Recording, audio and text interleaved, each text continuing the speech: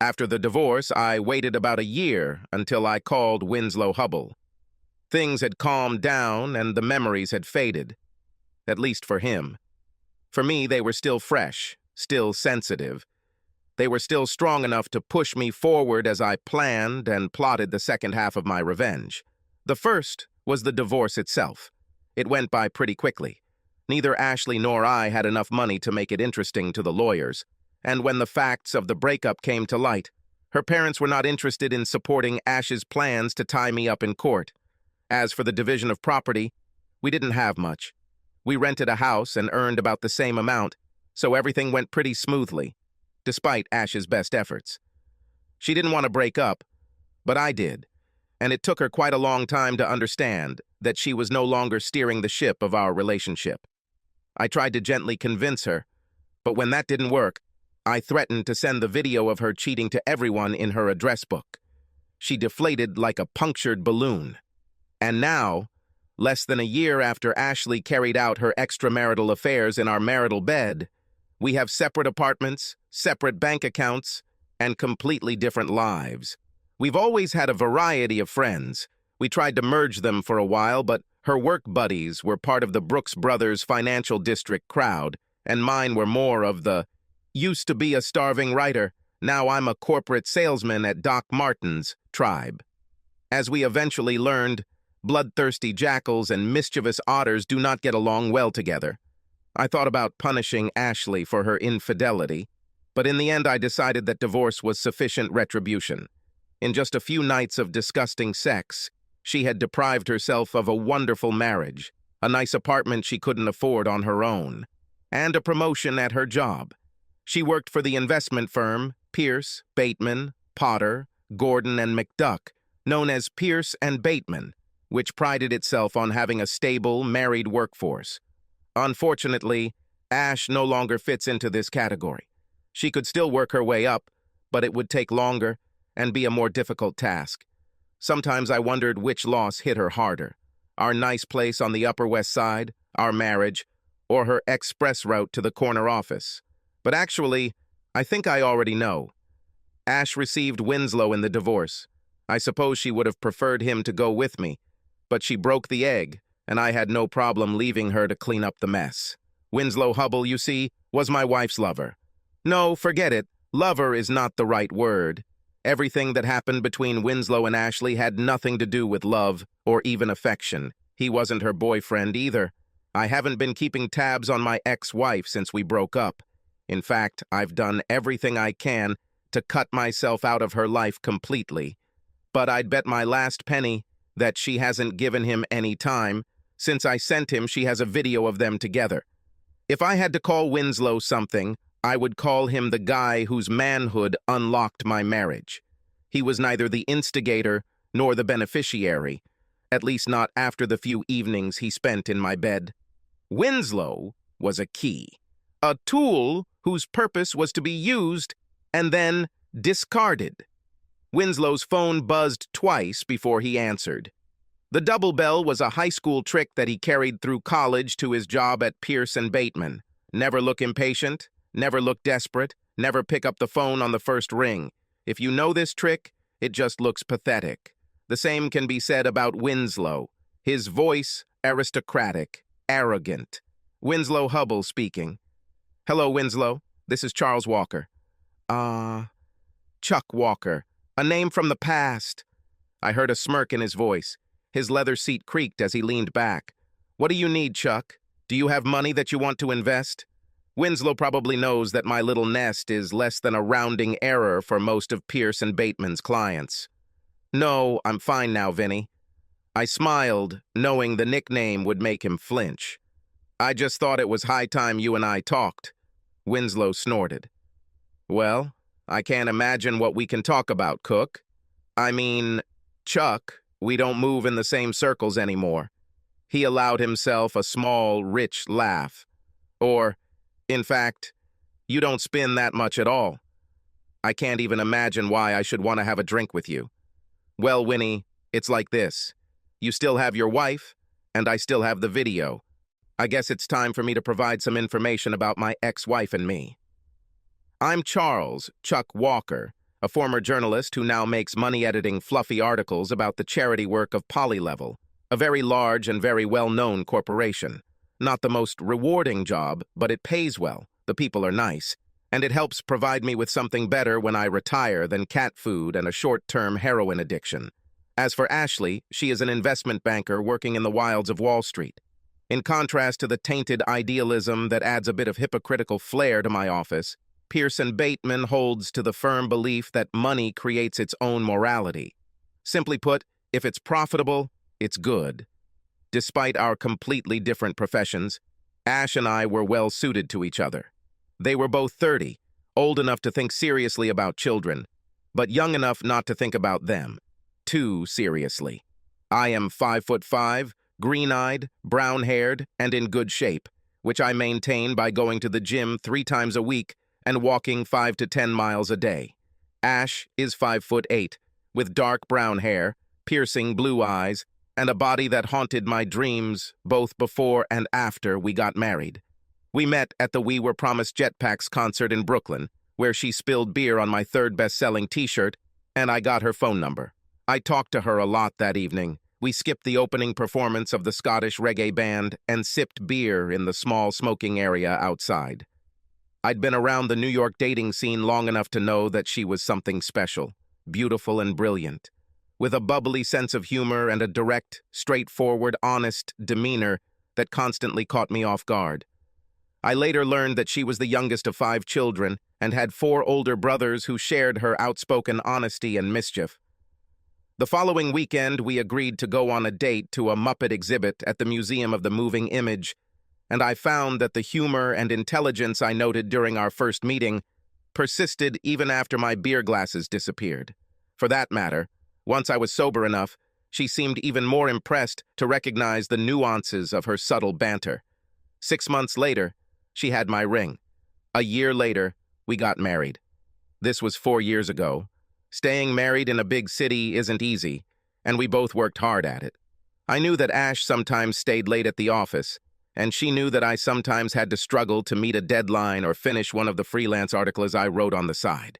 We tried to coordinate subway rides and organize dinners, but some days we only saw each other for a few minutes in the morning and an hour or 2 in the evening.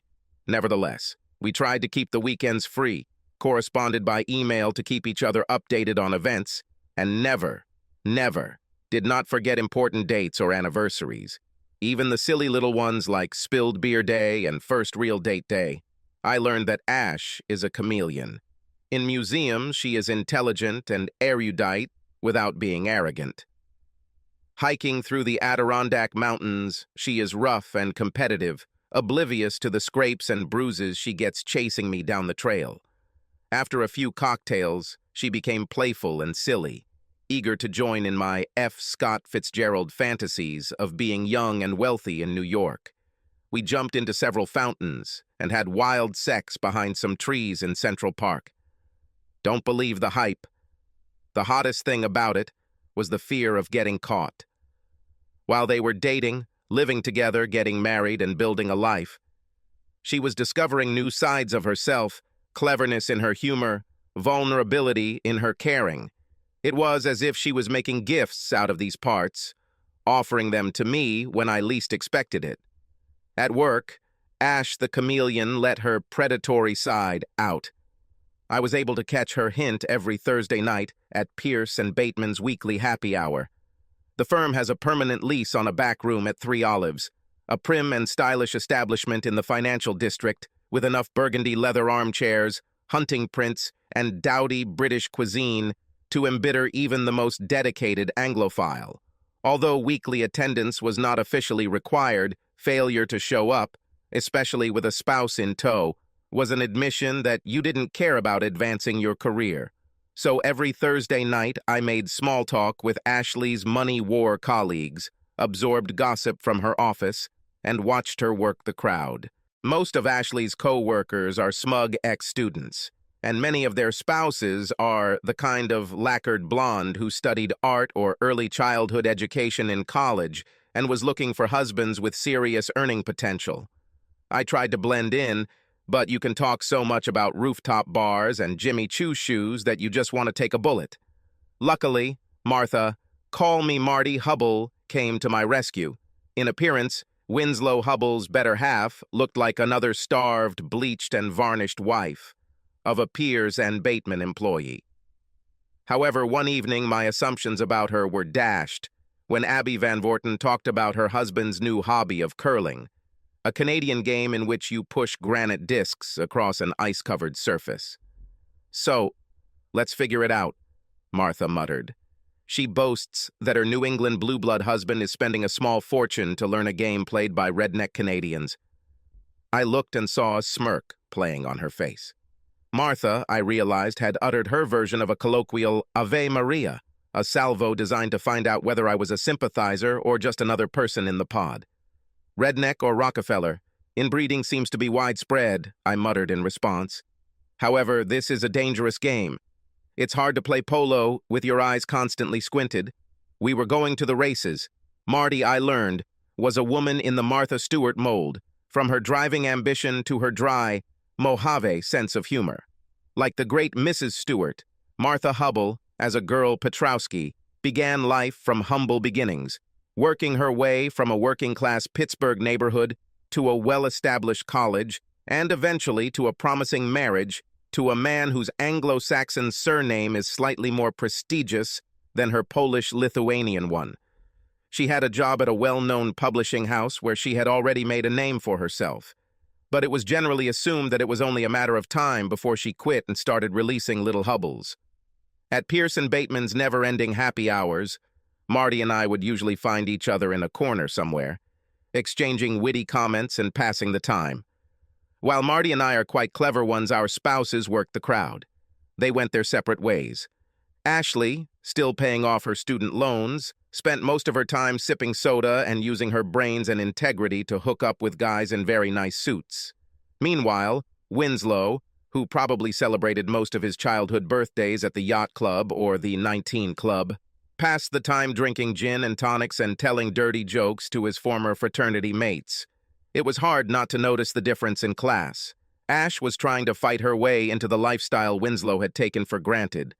Meanwhile, he went with the flow, confident that if he failed, there would always be another brother, another investment firm, another cocktail party. And, if you believe the gossip, in case of failure, he can always return to mom and dad and a fat salary managing the family fund. These were our Thursdays. Ash cruising the happy hour waters like a great white shark, Vinny frolicking nearby like a happy little seal, and Marty and I drinking cocktails, watching shows, and absorbing gossip like a pair of quiet sea anemones. It wasn't my favorite way to spend my free time, but Ash was happy and Marty was having fun, so I didn't complain too much about having to put on a suit and support my wife. Our marriage was a balancing act between two young people, with a job that was too demanding and a connection that was too important to lose sight of. It was a marriage of quiet admiration and exhilaration, principles and compromises, the kind that a young couple makes when they come to terms with it and lay the foundation for a lucrative career, a home, children, and the rest of the American dream. It was difficult, but we worked on it, and it worked to our advantage. That's not to say it was all easy. Ashley has a jealous streak that I found outrageous, considering how attractive she was. On the other hand, I have my own problems with the green-eyed monster. In a city of 8 million people where the fear of missing out on a bigger and better deal is as much a part of life as subway rides and hot dogs boiling in the same water throughout the day, I found it hard to believe that my wife had settled on me. And, oddly enough, it was reassuring to know that she thought so highly of me. The bigger problem was Ashley's sense of justice. In the office, her morale was flexible, a necessary characteristic if you want to make it on Wall Street. But in Ashley's personal life, her sense of right and wrong was rigid and unshakable. When she felt wronged, Ash would immediately take revenge, and her revenge was, at least in my opinion, twisted, treacherous, and diabolical. This usually happens like this. After Ash is convinced that she has been sinned against, she confronts the offender and presents her reasons. often in a raised voice. At this point, a sincere apology, or a series of apologies, and some form of repentance might be enough to bring balance to the universe. But if the offender continues to prove his innocence or has not shown enough remorse, Ashley's inner avenger comes into play. On the surface, Ashley lets the argument die out and life seemingly goes on as usual. However, in the background, she works diligently, weighing the evidence, making a verdict, and calmly assigning what she believes is the appropriate punishment. There is no appeal court, no stay of execution, no higher power. When Ashley delivers her verdict, she doesn't need outside confirmation to say she did the right thing, and she rejects any arguments that she went too far. Sometimes I wondered where Ash got her sense of justice. He assumed that this was a consequence of her childhood, the childhood of a little girl who sometimes found herself at the mercy of 4 huge brothers. Direct confrontation was futile, and if she did take her grievances to her parents, she would be labeled a sneak, a devastating insult in a house full of boys. I can easily imagine little Ashley coming up with worthy punishments for her brothers and then putting them into practice. And if there are 4 rowdy boys in the house, who will suspect the angelic little sister? Ashley's early years as a gorilla may also explain why her punishments often seemed excessive.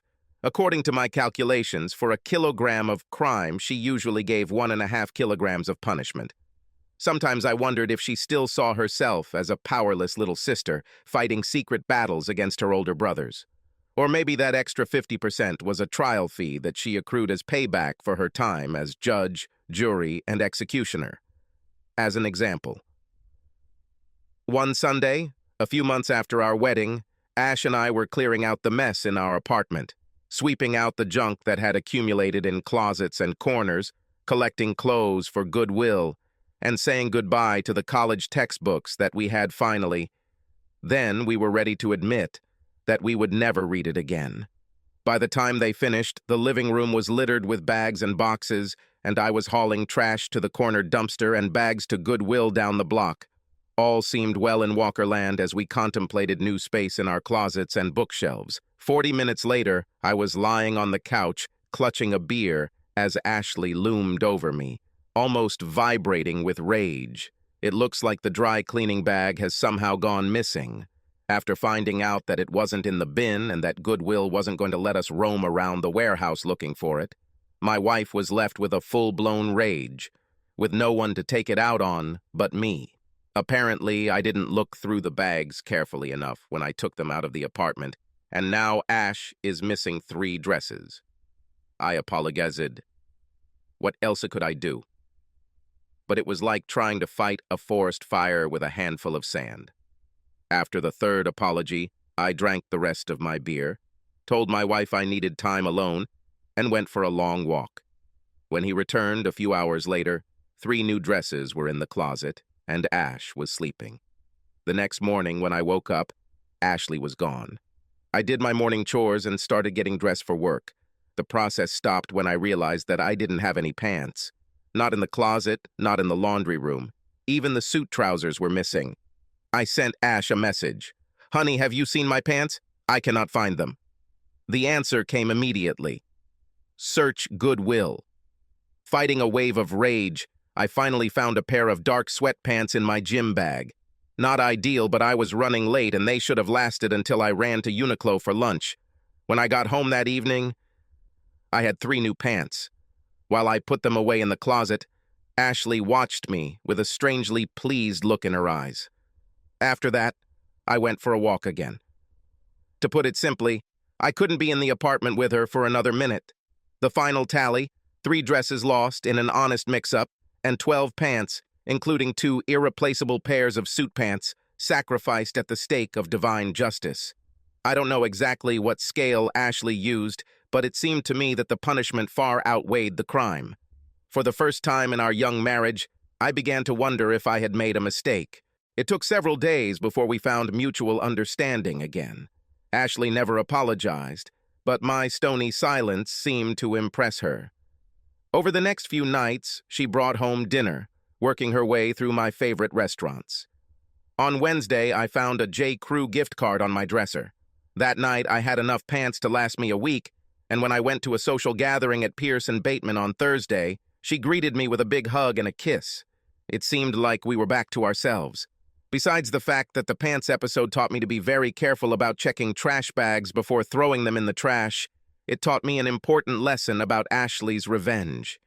Even though she seemed to derive a sense of satisfaction from being the instrument of divine retribution, her actions did not bring her joy. She approached revenge as a grim duty, not as a hobby, something to be endured, if only as a means to fix the world. In the case of my 10 missing pants, that liability was worth about $500, not counting my now incomplete suits. We were not short of money, but changing clothes strained our finances for a month or two. Still, she accepted our fate stoically, almost as if the cost of our new wardrobe were a tithe or a tax we needed to pay before moving on. Ashley's payback never again rose to the level of missing pants. But every now and then, I would see a strange, pleased look flicker across her face, usually when I discovered something odd, like salt in my porridge, or the fact that a book that I was reading somehow disappeared. In the end, I accepted it as part of our life together. I have my quirks, like my firm belief that peanut butter should be kept in the refrigerator, and Ashley has hers, like her psychotic need for violent revenge. But, I reasoned, when you love someone, you accept the whole person. Both the hot, sexy kitten who loves to run through the trees in Central Park and the scary revenge monster who sometimes raids your closet. I learned to apologize when possible, but I also didn't want to live in fear of my wife's temper, so there were times when I dug in my heels, battened down the hatches, and waited for the hurricane of retribution to sweep through the apartment. We found a balance, and most of the time it worked for us. That was until Caitlin showed up. Let me start by saying that I didn't hire Caitlin. That decision was made by people 3 or 4 steps up the food chain, through a mysterious vetting process that I'm sure involves drawing a pentagram and slaughtering a goat. I participated in one selection series, during which I pointed out that her journalistic experience and ability to produce first-class texts in a tight time frame put her ahead of the rest of the applicants. The HR bigwigs listened to my group's feedback, thanked me for my time, and moved on. Needless to say, I was surprised when they took our advice and hired her. Neither Caitlin's impressive resume nor my lack of involvement in her hiring impressed Ashley when they met at an employer-sponsored employee run over the weekend. The problem is that in addition to being a highly skilled writer-editor, Caitlin is also stunning, with a toned body, perky breasts, and a gorgeous face. While her standard work uniform of baggy sweaters and blue jeans hid her figure, the same could not be said about the spandex leggings and thin sweatshirt she was wearing when she met my wife. Ash and Caitlin were doing girly things, complimenting each other on their matching running suits and sneakers and chatting about the weather. To an outsider, this might seem like a completely banal exchange between a wife and her husband's co-worker, but I noticed Ashley's narrowed eyes, which did not bode well for my marital harmony. When they returned to the apartment after dinner, Ash was uncharacteristically silent. I knew what would happen next. She silently marinated in her anger, festered and fermented, ready to explode. Realizing that I needed to prevent this or risk losing my pants again, I had just restocked up to 7 and was hoping to keep them for a while. I spoke up. "I'm glad you finally met Caitlin. Looks like you and her got along well." "Yes, Charles. She wonderful," my wife muttered. "Where did you hide it?" Charles: "Not a very good sign." "Did you hide it, dear?" I smiled. "We don't communicate with my colleagues too often. In fact, I think today you met half of them for the first time." "Nonsense. I saw them all at the Christmas party." I kept a smile on my face. "That was 8 months ago, Ash." "Heck, half the office has already changed, transferred, or moved. Or in Caitlin's case, she was hired." She frowned. "What are her qualifications?" "BA in English from Brown University with a focus in business writing. She worked in journalism for 5 years and in digital marketing for another 3 years. In general, the same as me." I grinned. "Except for Brown, of course. At the rate she's going, she'll eventually become my boss." Her voice had softened a little, but her gait was still stiff, like that of an attack dog on high alert. "So you will work under her?" I looked around. Ash still has steel in her eyes, but she is already smiling. God bless, I thought. "Of course not, my dear," I smiled back. "You are the only woman I'm under. And I would hardly call it work."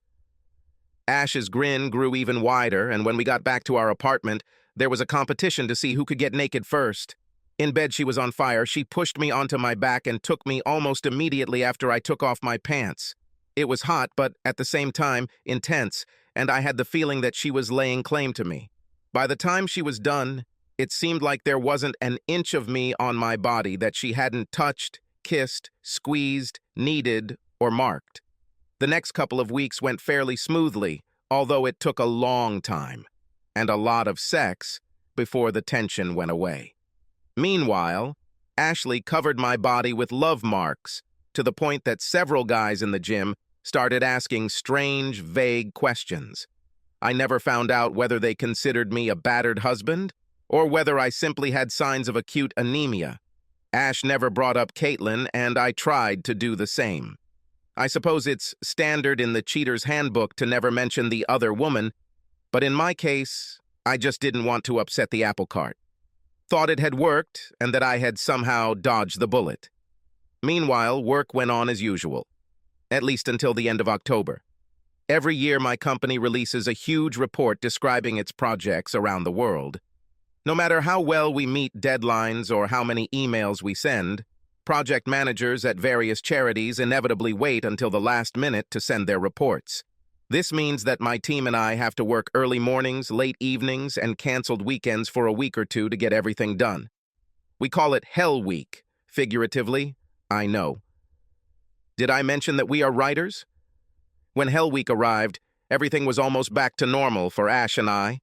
That Monday, my normal 8-hour day turned into a 12-hour editing marathon, and by the time I got home, I felt like I was being tied up with rubber bands and duct tape. All I could think about was a hot shower and a warm bed, and I certainly didn't have the energy to argue with Ashley. She attacked me before I even took off my coat. "Where have you been?" "What?" I paused, taking off one sleeve. "Didn't you receive my SMS? You mean that one text you sent 6 fucking hours ago?" I wondered if it had been 6 hours since I sent a message, reminding Ashley that I was going to be at the office late. To be honest, I couldn't remember. Even in my daze, I realized I had 2 options: get into an argument with Ashley that would likely end with me sleeping on the couch, or try to defuse the situation by making my way to the bed and falling asleep. "How long ago?" I asked vaguely, finishing taking off my coat and starting to rummage through the closet in search of a hanger. "Sorry, I lost track of time."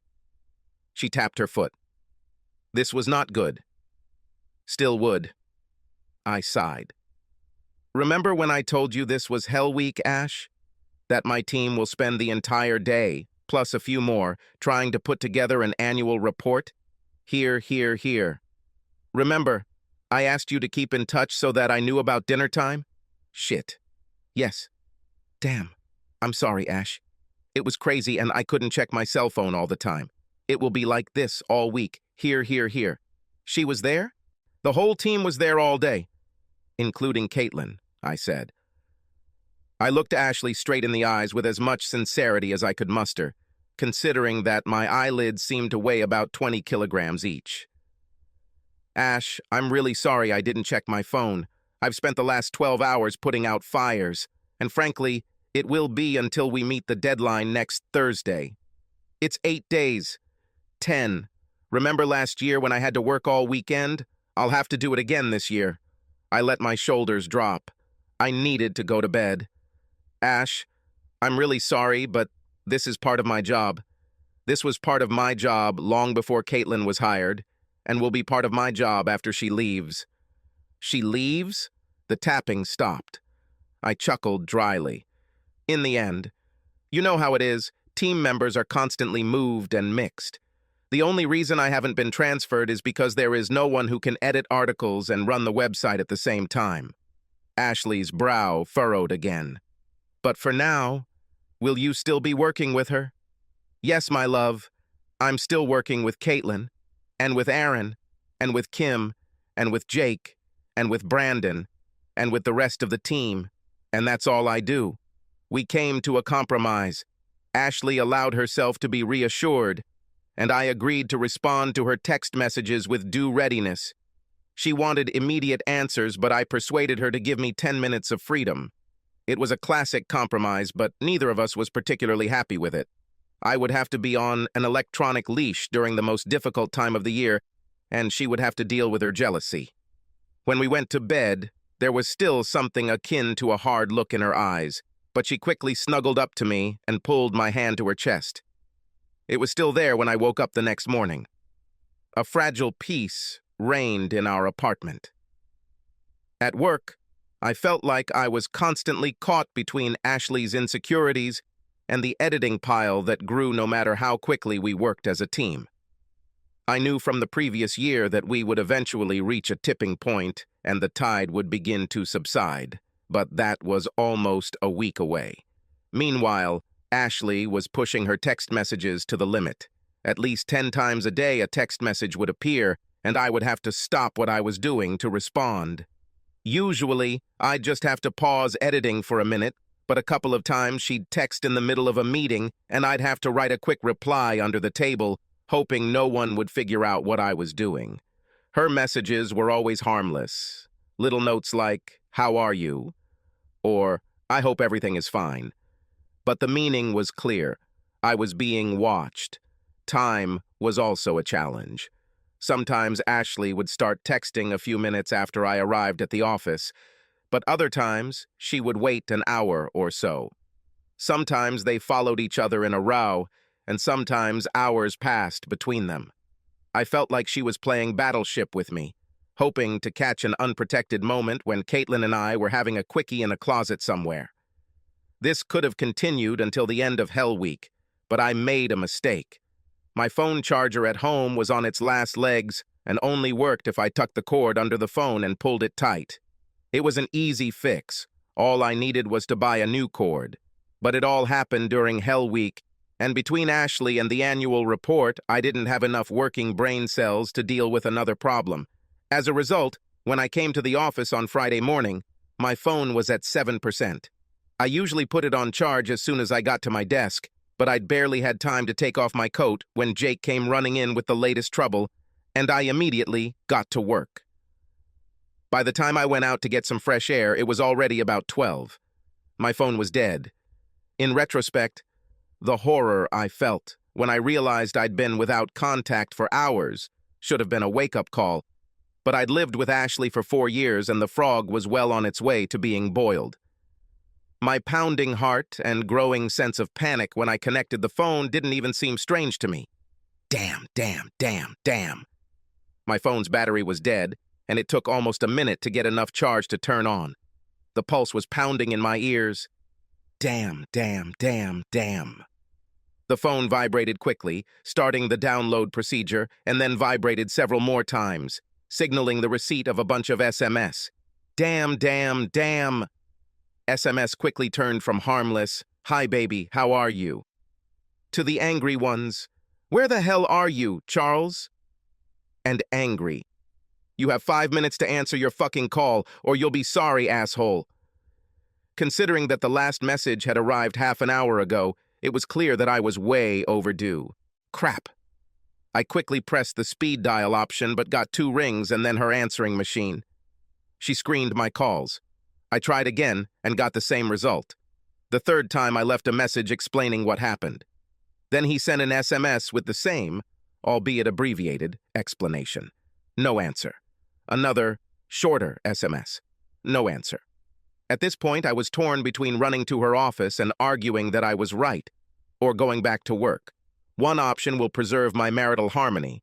The other will preserve my job, which is key because I will definitely need a salary to pay rent after she kicks me out. In any case, I had to wait about half an hour until my phone was sufficiently charged. After the last batch of messages, there was no way I was leaving the table without my electronic umbilical cord. While I waited, I tried to get back to editing, but my brain was melting and my heart was still beating out of my chest.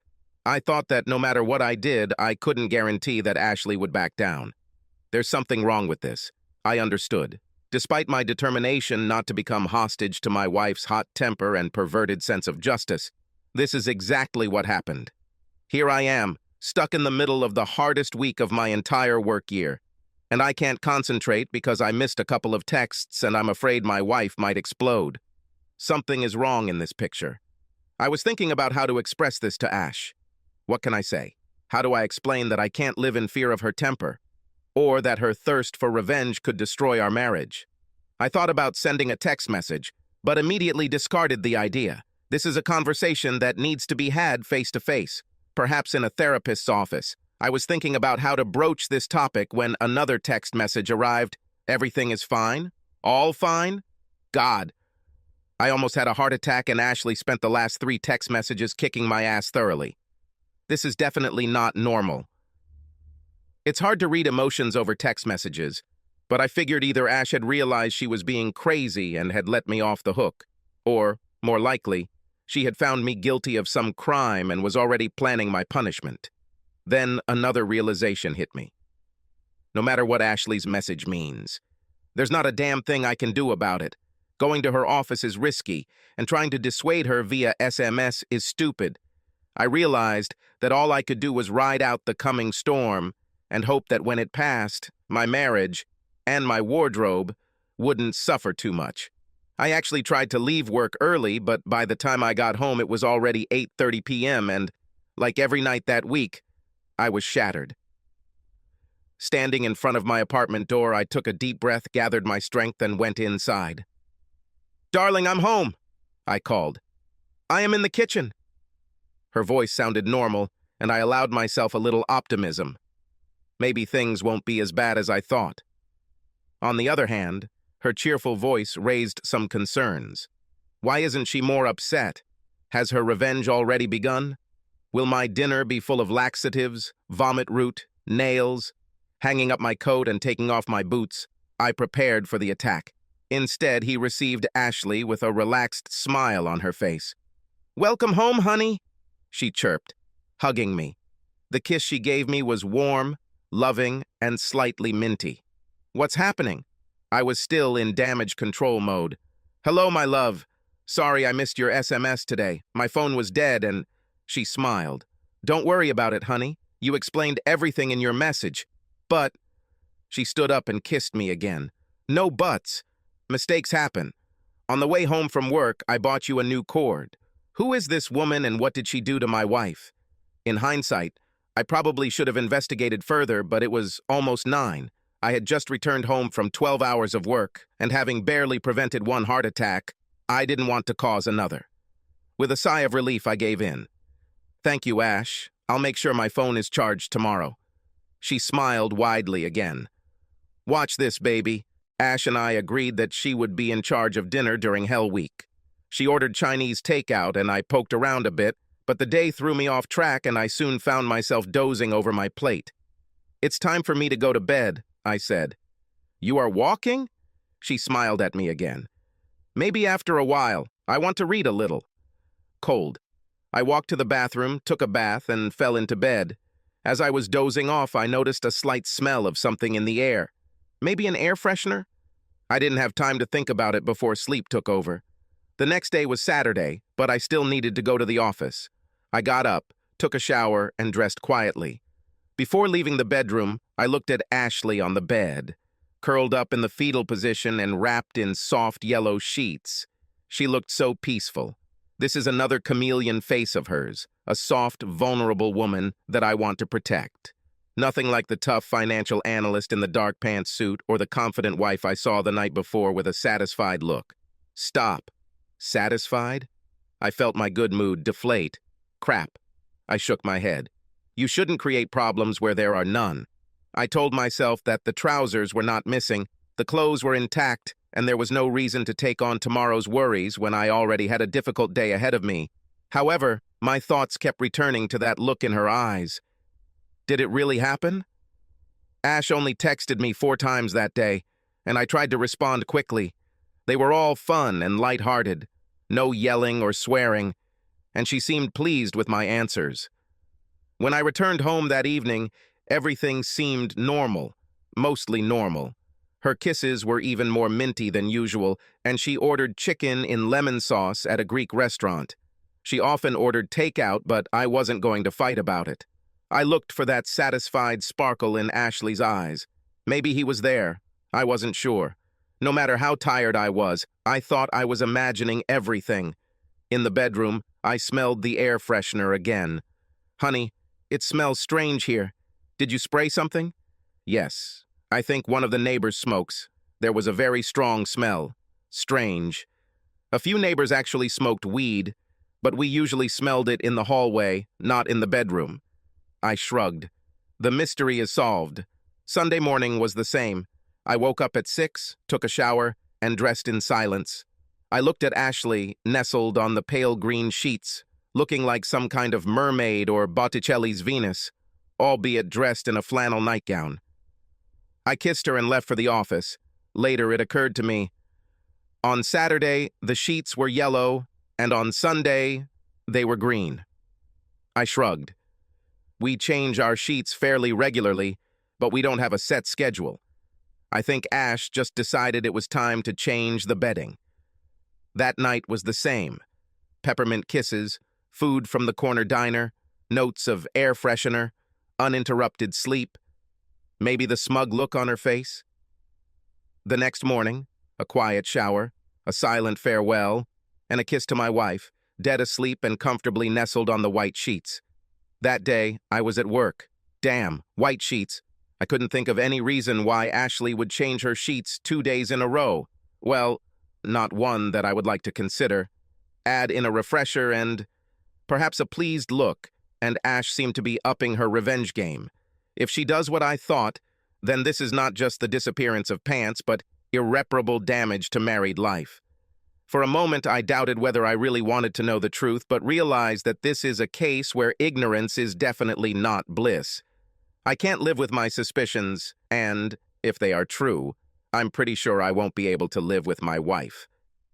Before I could change my mind, I did some research and placed an order on Amazon. $206, including expedited shipping. And a pair of spy cameras is on its way to me.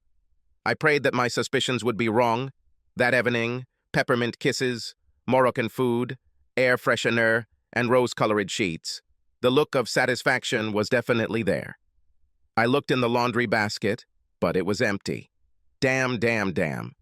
On Monday, the wave of editing peaked and began to recede. The pile of stories began to dwindle. The end was near. At 11 o'clock, I received a message in the mail that my parcel had arrived. By midday, work had slowed down a bit, and my employees barely looked up when I told them I had to run to a meeting. The cameras were disguised as a smoke detector and alarm clock, and installing them in my bedroom was a piece of cake. Ash wrote 5 text messages that day. At 5:15 p.m., I received a message that the cameras had activated. Apparently, my wife got home early. An hour later, I received the last text from Ashley. I wanted to know the truth, but if the video was what I thought it was, it would soon begin a process I hoped I would never have to go through. I was messing around with my work and decided I wouldn't watch the video until the next day. If my marriage is over, it can wait one more night. I texted Ash to let her know I'd be home at 8:30. I wondered if she would get angry, but I couldn't bring myself to care that much. My emotions were muted and clouded as if I could feel them through a fog. At 8, I stumbled home. That evening, peppermint kisses, takeout pizza, air freshener, a satisfied smile, yellow sheets again. This made sense since we only have 4 sets of bedding. This also explained yesterday's trip to the laundry. As I tossed and turned in bed that night, I realized that no matter what was in there, I never wanted to smell air freshener again. The next morning. Ash lay curled up in her bed, beaming in the morning sun. I looked at her for a long time. I'll miss this. Between insomnia and fear, I was still in a deep fog. I became aware of it. When it dissipated, I realized that an ocean of pain awaited me. I got dressed and showered in silence. Ash blew one last kiss goodbye. Things have mostly calmed down at work. It might be another 2 or 3 days before we're done, but there was light at the end of the tunnel. At 11 o'clock, I told the team that I was going to a quiet place, a conference room that the company had equipped with sofas, chairs, and a couple of small tables. It was essentially the corporate version of a college study room. It was also the only place where I could watch videos from my bedroom in relative privacy. The only other person there was Kim, one of my colleagues. She was curled up in a chair by the window, completely immersed in her laptop. I settled down on the sofa at the far end of the room. If the videos show what I expect, then I would like to have my back to the wall. My plan was to listen to the video rather than watch it. I reasoned that seeing Ashley in the arms of another man would make her impossible to forgive, and I didn't want to close off all options, including reconciliation, before I knew what I was dealing with. So I put on my headphones, queued up the smoke detector video, and slammed the screen shut. From the sounds of it, it was exactly as bad as I expected. The camera was motion-activated, so it started recording when someone entered the room. I heard the rustling of clothes and laughter, and then a strangely familiar voice. From what I heard, it became clear to me that my wife was giving pleasure to some man. At the same time, he laughed at me. About halfway through the audition, I recognized the voice. It was Winslow Hubble. My vision blurred and I closed my eyes, feeling tears rolling down my cheeks. I was crushed, yes, but also confused. I'm not going to say that Ash works in an office full of Chippendale models, but in the vat of testosterone poison that was Pierce and Bateman, there is no shortage of toned bodies, strong chins, and chiseled features. But instead of getting herself an office hunk, Ash chose the flabby, fattest trash from the small part of the gene pool for sex? It didn't make sense. The soundtrack provided clues to Winslow's appeal. A moment later, he began again to mock the size of my manhood and praise his own. I didn't expect Ashley to come to my defense. And so it happened. She was never a particularly vocal lover, but apparently Winslow Hubble inspired her to new achievements.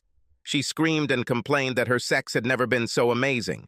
Winslow pushed her, demanding to know if my manhood was less, my sex less perfect, my control of her body less perfect.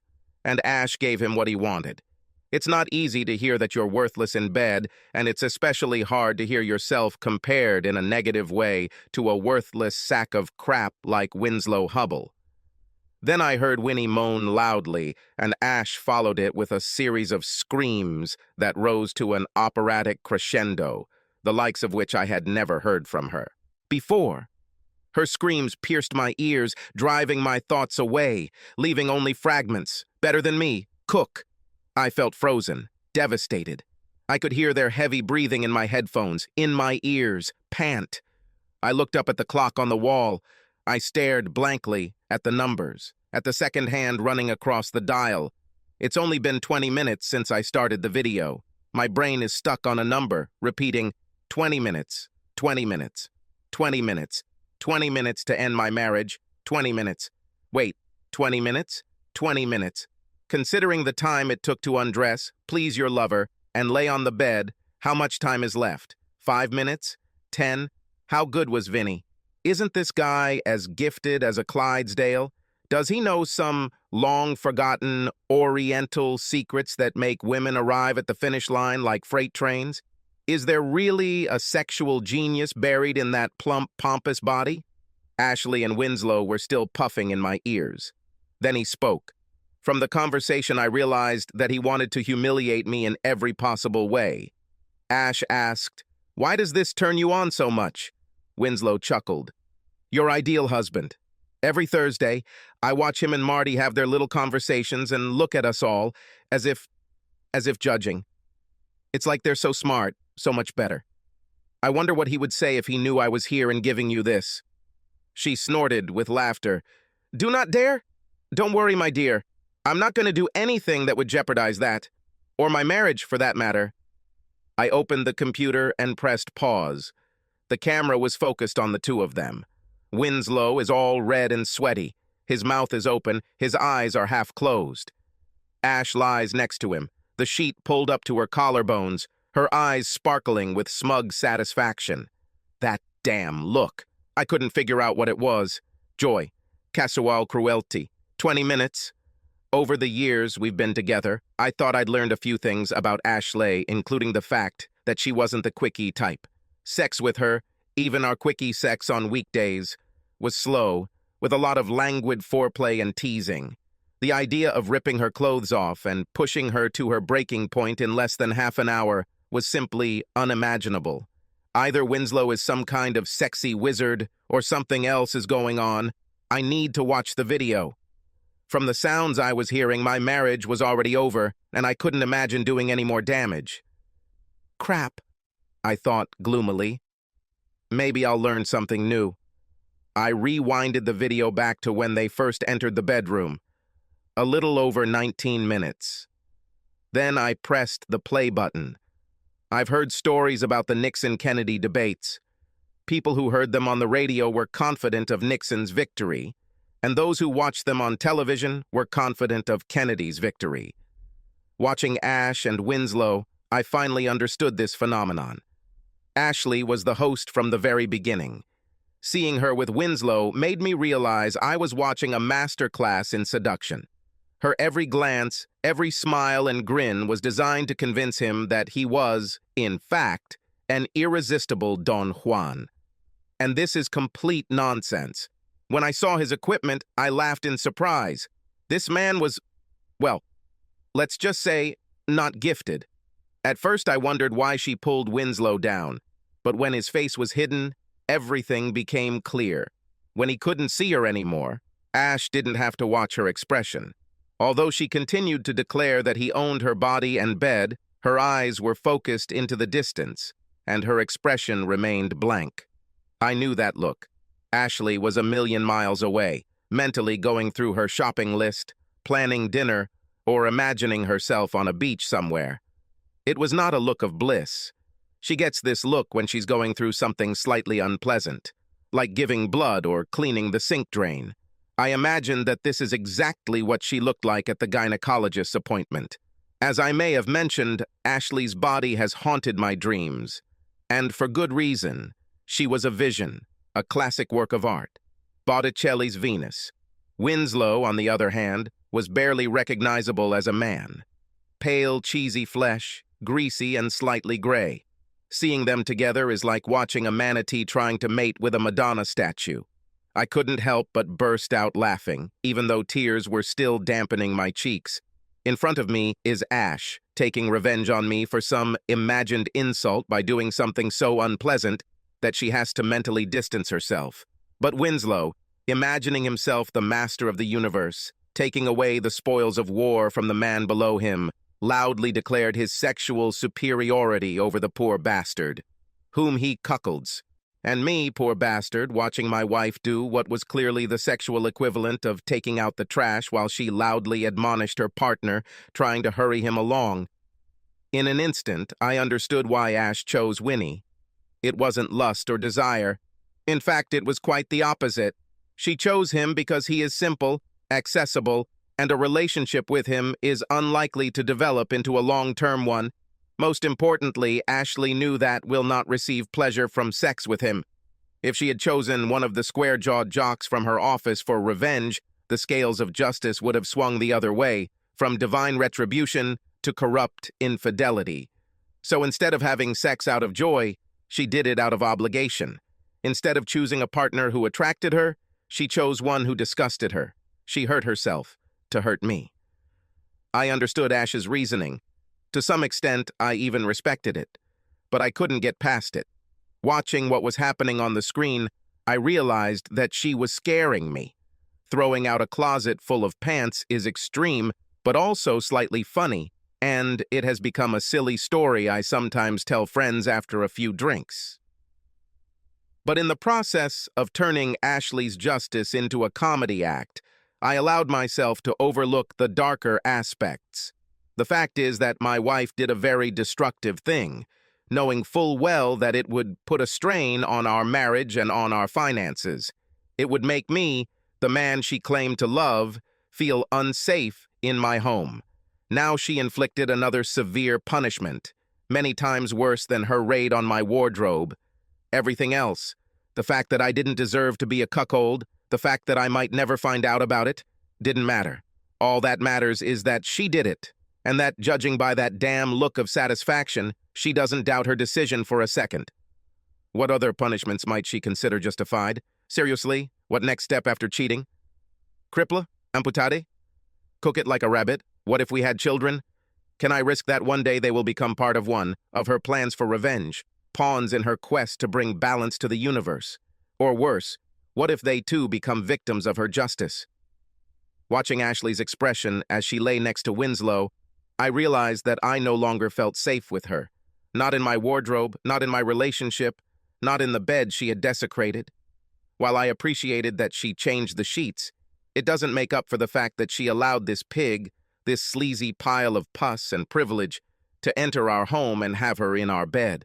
If she did it on Friday, as I suspected, then she had fucked him in our bed 5 times already.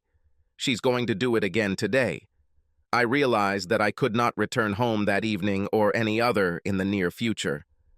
Given what I've seen, I must confront her, and given her belief in my alleged infidelity and her desperate need for justice, there's no telling what her reaction will be.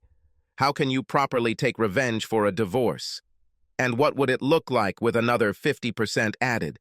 The only question is, when should I warn her? The angel on one shoulder voted to send her a message immediately. He proclaimed that the quality of mercy was not unnatural, that forgiveness was divine, and that I should let her know before she screwed Winslow again. The devil on the other shoulder whispered that even if I didn't want to punish her, that didn't mean I shouldn't allow her to punish myself. At 5:20, my phone vibrated. At 6:30, I sent her a text message with video clips telling her I was staying with Aaron, one of my colleagues. 2 days later, I began divorce proceedings. Like I said, it didn't take me long to forgive Ashley. After watching the dirty 5 minutes of penetration on video, it was hard for me to imagine a more brutal punishment than sex with Winslow Hubley. Additionally, her obsession led to the end of our friendship and the destruction of our marriage. And although I joked at the beginning of this story that she missed our apartment and the inside promotional track at Pearson Bettman, I knew she desperately missed the loss of our relationship.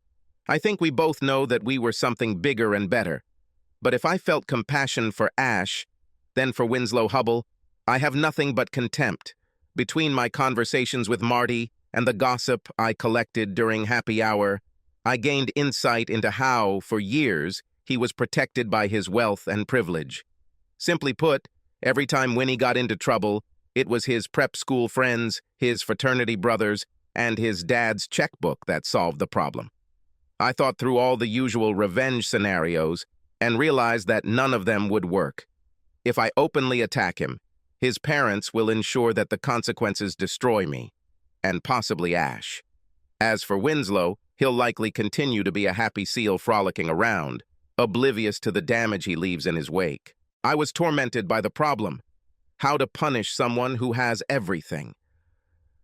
Lying in bed at night, I remembered Winslow's dialogue on video, his comments about how I am a cuckold and how he is sexually superior to me, his need to know that he is better than me. And then I realized that there was something that I could learn from Winslow Hubbell. It will take some time and a lot of research, but what the heck? I no longer spend nights at home with my wife. And then 6 months later, I called him. Winslow agreed to meet me at 3 Olives, where they had happy hour on Thursdays. I did everything I shouldn't have done. Choose a bar that Winslow knows where he is completely comfortable. Arrive 5 minutes late to give him time to take a seat and order his first drink. He figured he'd be wearing one of the suits his parents' tailor had made for him, so he chose comfortable jeans, a blue blazer, and a white shirt. It was shaved and groomed, so I left my hair slightly unkempt and didn't bother shaving off the 5-hour stubble. Winslow thinks I'm inferior to him, and I wanted to do everything I could to reinforce that impression. When I approached the table, Winslow was dressed exactly as I had imagined: a pompous Windsor tie, a striped suit, a Brooks Brothers wool shirt, cufflinks. His half-lidded eyes studied my casual clothes, noting every detail. He saw himself as the master in a chair in a bar for powerful men, sitting opposite the man he had defeated.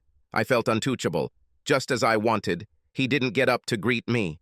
"Winslow," I said, taking off my backpack and sitting down. "Chucky," he smiled. "Long time no see." "Yes, for a long time. Give me a second." I signaled to the waitress and gave her my order while Winslow looked at me. Obviously, members of the lower classes should not ignore those above them when ordering a gin and tonic. When she left, I turned to him again. "Winnie, thanks for coming." He blushed at the nickname. "I don't have much time," he snapped. "Why am I here?" "Well, to be honest, I need some closure." He chuckled and shook his martini glass. "I would imagine a divorce would do that." "Yes, that definitely put an end to it between me and Ash." I nodded to him. "However, you and I also have unfinished business." Winslow laughed. "I can't even imagine what it could be. Maybe it's that your wife decided to try another man?" He grinned. "The best. And you, of course, just couldn't resist." "Why? Ashley is a beautiful woman." His eyes sparkled. "And she's very good in the bedroom. Besides, from what she said, you weren't giving her what she needed. We'll come back to this later. After I found out about you two, I thought about revenge. In Ashley's case, everything is simple. We got divorced, and I haven't seen her since then. We had a great marriage, and she ruined it. She'll have to live with it." I sipped my drink. "You, however, turned out to be a tougher nut to crack." "What are you talking about?" "Here's the thing, Vinny. You are protected. Let's say I do the obvious and beat you to a pulp." His eyes widened, and he slowly removed his hands from the table. "I have no doubt that I can do it, and I'm sure it will be a lot of fun. But as soon as I have time to wash the blood from my hands, your parents will lock me up." I looked down at his hands on his lap. "Besides, you're probably the kind of pussy that mom and dad make you carry around a panic button. In which case, I'll be lucky if I get a few punches in before the hired guards take me to the floor." Winston blushed and pointedly put his hands back on the table. He took a sip of his drink. Big gulp. "So, you're not going to try and beat me up?" "No. The same goes for murder. I'm sure I can find someone to put a bullet in you. Maybe I can even save up some money and find a real professional who can make you disappear." Looking at his face, I tried not to grin. I needed to look serious. "But then I'll be faced with the same problem. Your parents will undoubtedly hire a bunch of investigators, and I'll have to worry about all the evidence my killer will leave behind. Sooner or later, he'll be caught. They'll get in touch with me, and then I'll end up in jail, this time charged with murder and with a few thousand less to spend on my legal defense. Why not leave everything as it is? I'm sure I could—" I interrupted him. "I thought about an adult film out of revenge. I could send a video of you to your friends, your parents, your work." Winslow was starting to turn a little green. "But what's the point? Your parents already know what you are like. They've been cleaning up after you for years. Besides, as soon as Mom and Dad find out about my attempts to tarnish your good name," I snorted. "Well, I think my days at my current job will be numbered. As for my next job, I'm guessing it will include the phrase, 'Would you like some fries with these?'" Winslow leaned forward. "So, will you leave everything as it is?" "Not really." I took a folder out of my backpack and put it on the table. "I realize that there is one thing I can do. But before we get to that, have you ever wondered how much your parents protect you? I don't think, yes, I don't believe that you know how to do this." I took some photos from the folder and placed them face down. Planning my revenge, I did a lot of research. It's amazing what you can find when you have a lot of time and a bottomless well of anger. For example, do you remember Mary Gray and Danielle Brennan? A look of shock flashed across Winslow's face, but he tried to control it. "I don't remember. Perhaps I met them in college." I snorted. "Don't be modest, Winnie. You did much more than just meet them.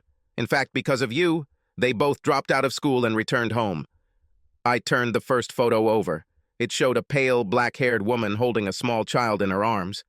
"This might jog your memory." About 6 months after leaving school, Mary gave birth to a child. He looks a lot like you, or at least he did before he lost the baby fat. You'll be glad to know that she graduated from the local college. From what she writes on Facebook, They are both doing well."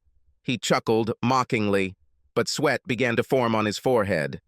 "There is no way you can prove that this child is mine," he stammered. "Don't worry, Mary won't testify against you. On the other hand, young William did not sign a non-disclosure agreement, and his DNA is ironclad proof of paternity." I raised an eyebrow at him. "If I were you, I wouldn't plan to go into politics." Winslow's face flushed, and he began to look slightly tense. "So this is your revenge?" He chuckled. "Speculations and insinuations?" "Calm down, Vinny. We're just getting started." I turned over another photo. This one wasn't as cheerful. The woman in it had blonde hair, sunken cheeks, haunted eyes. It was more difficult with Danielle. In fact, I was only able to talk to her parents. She seems to have become depressed after graduating from college. She tried to commit suicide several times. He turned pale. "You can't hold me responsible for this." "Well, you and a few of your fraternity brothers. Of course, there's no proof. The blood tests and rape kit they did at the hospital somehow disappeared, and she appears to have signed a non-disclosure agreement. But we both know what you did to her." He pushed away from the table, as if he was afraid to touch the photographs, for fear that they would burn him. "You can't prove anything." "Not in court." I looked at him until he looked away. "But we both know what you did, Winnie. You know, she hasn't dated anyone since you. She is afraid to go out anywhere, as her mother says. She says that she still wakes up screaming." Winslow jumped to his feet.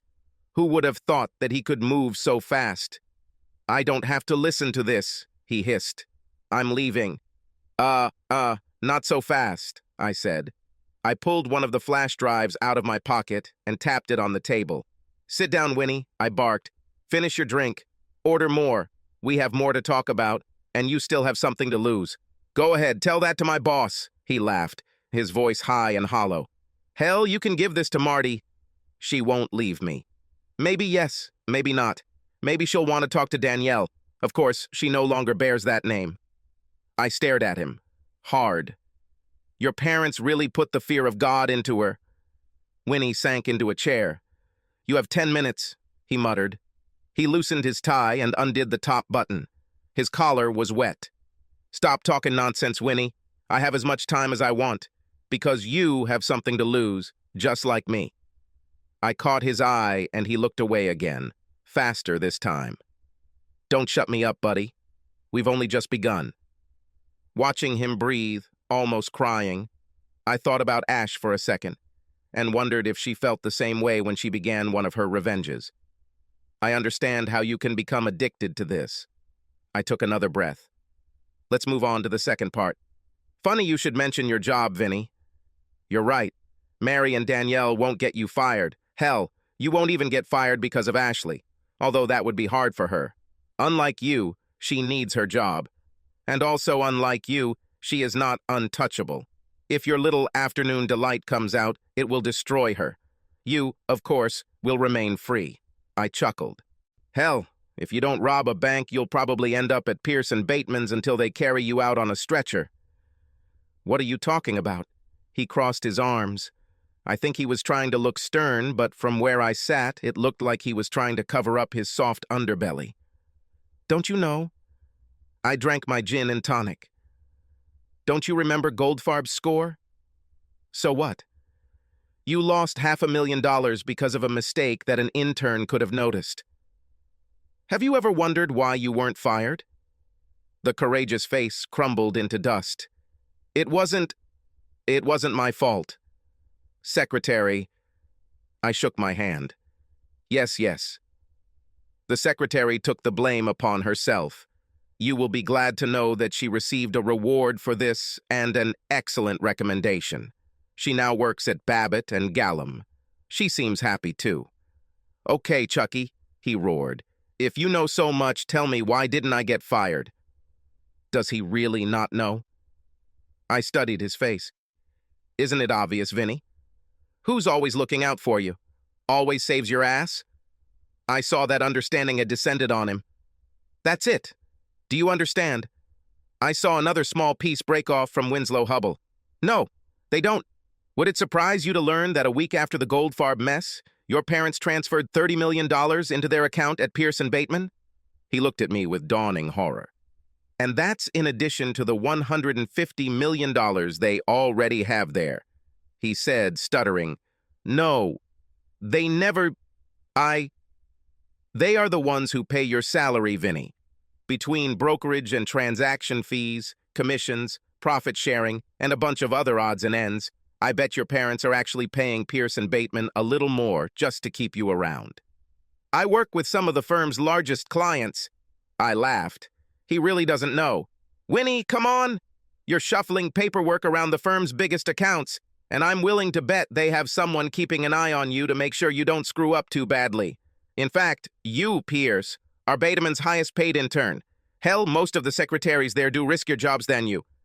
I'm the fucking vice president," he said, his voice racing. "Your wife obeys me."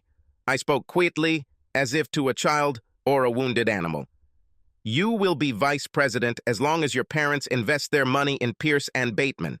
Hell, if they invest enough, you could even work your way up to SVP or COO, but you'll never be more than a glorified paper deliverer." I took a sip of my drink. "As for Ash, I'm willing to bet that her submission to you mostly involves sending a few of her emails from you to someone who has some real power." He gave me an uncertain grin. "I had enough power to seduce your wife, kook." "Ah, that's it. This is the arrogance I've been waiting for." I beamed, looking at him. This seemed to upset him. "Now we come to the main thing.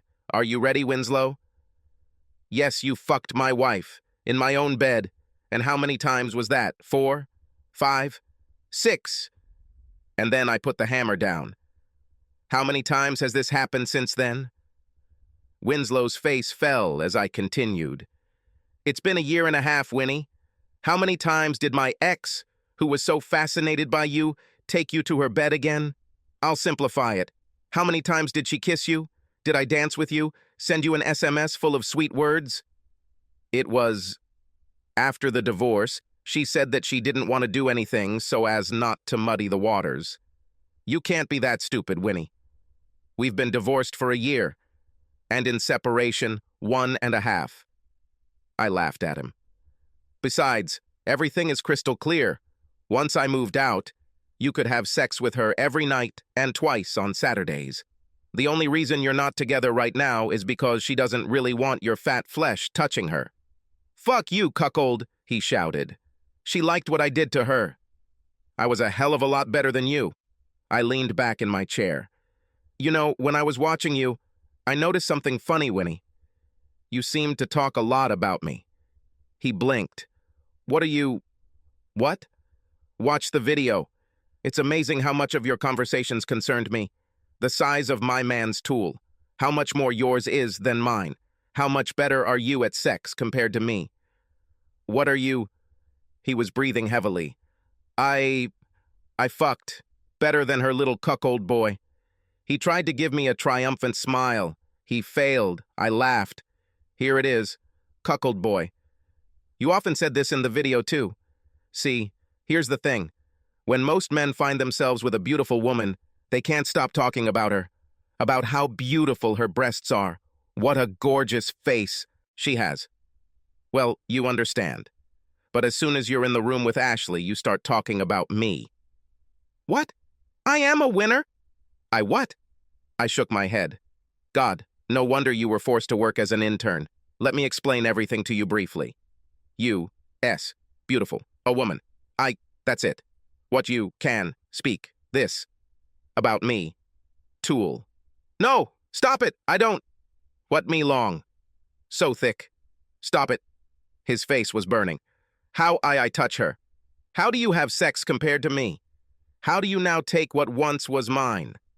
"Shut up. Stop it. Stop immediately," he shouted. "Don't you think it's strange, Winnie?" "That's exactly what I think." He covered his ears with his hands. "Stop calling me Winnie, you worthless cuck." He looked like he had run a marathon.